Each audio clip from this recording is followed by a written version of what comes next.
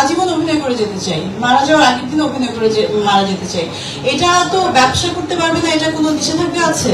এটা তো একটা অন্য জিনিস। আমার যে প্রফেশন, এটা ব্যবসা না, এটা আমার ভালোবাসার একটা জায়গা। হ্যাঁ, ফিল্ম তো ব্যবসার জায়গা না, কিন্তু মানুষের চলতে গেলে কিছু ব্যবসা থাকে, পারিবারিক ব্যবসা থাকে।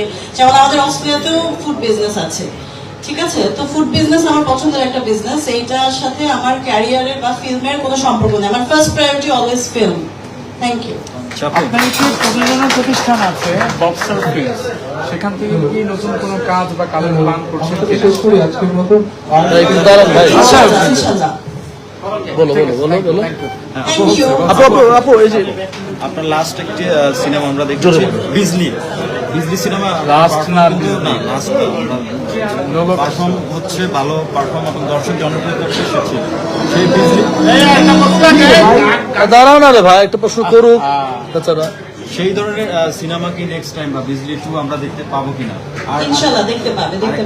প্ল্যান ফিনিশ ছিল। লাস্ট প্রশ্ন হচ্ছে, আমাদের যে সুপারস্টার শাকিব খান যাকে বলা হয়, তিনি রিসেন্ট যে সিনেমাগুলো করছেন সব মানে দেশীয় নায়িকা না, বাহিরের নায়িকা নিয়ে করছেন। তাহলে আপনারা কি করছেন? আপনারা আসলে এটা তোমরা বলো, আমরা কি করছি? আমরা কি কলকাতা নায়িকা থেকে দেখতে খারাপ? আমার মনে হয় ওদের সঙ্গে আমাদেরকে প্রেজেন্ট করলে আমাদেরকে আরো বেটার মনে হবে। সবাই আমি ছোট করছি না, বাট বাংলাদেশের নায়িকারা অনেক সুন্দর। I believe that. বঞ্চিত করা হচ্ছে নাকি তাহলে বাংলাদেশি নায়িকাদের? হ্যাঁ, এটা তো আপনাদের ব্যাপার, আপনারা সেটা এই জিনিসটা লেখালেখি করেন, তাই না? আপনাদের কি মনে হয় আপনাদের দেশের নায়িকারা কেমন দেখতে? অনেক সুন্দর। Thank you. আপনাদেরকে নিচ্ছে না কেন?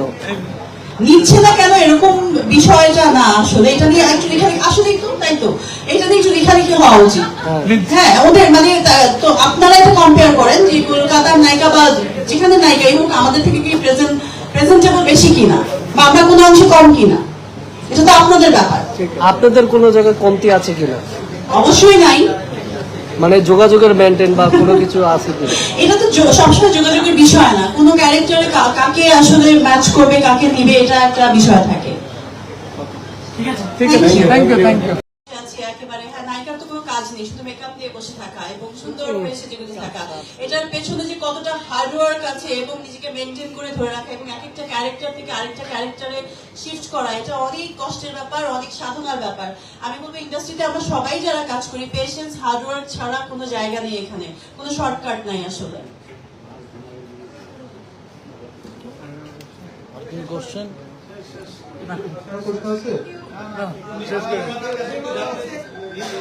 জানতে চাই যে আমরা যতটুকু জানি যে আপনারা সিনেপ্লেক্সে নোটিশ পেয়েছেন, কিন্তু সিঙ্গেল স্ক্রিনে আপনারা মুক্তি দিবেন কিনা, এবং প্রডিউসার বলছে যে বাংলা সিনেমাকে বিশ্বব্যাপী ছড়িয়ে দেওয়ার জন্য মূলত কিন্তু উনি ইনভেস্ট করেছেন। বিদেশে এই ঈদে মুক্তি পাবে কিনা এই বিষয়টা জানতে চাই। ধন্যবাদ। মহিলাক্ষী যে জনগণের জন্য বানানো, তাদের কাছে ছবিটা যাবে পর্যায়ক্রমে। কথাটা প্রথমে বলেছিল যে আমরা আমাদের প্রথম টার্গেট আরবান পিপল, ঢাকা, এবং ঢাকার পরে আমরা ধীরে ধীরে ছবিটা সিঙ্গেল স্ক্রিনের মাধ্যমে সারা দেশে প্রদর্শন করবো। এছাড়া আমাদের বিকল্প প্রদর্শনের ব্যবস্থা আছে। এরপরে ছবিটা ঈদের পর পরে মানে দেশের পরে দেশের বাইরে নিয়ে যাওয়ার ব্যবস্থা হচ্ছে। সুতরাং দেশের ও দেশের বাইরে মহিলাক্ষী পৌঁছে যাবে ইনশাআল্লাহ।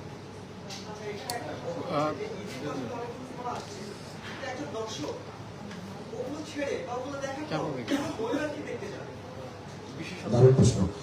আমরা আমাদের ঐতিহ্যের একটা অংশ সিনেমা, ঈদে বড় বড় ছবিগুলো আসে একসাথে এবং একটা কম্পিটিশন হয়, 4-5টা ছবি থাকে, আমরা একটা পর একটা ছবি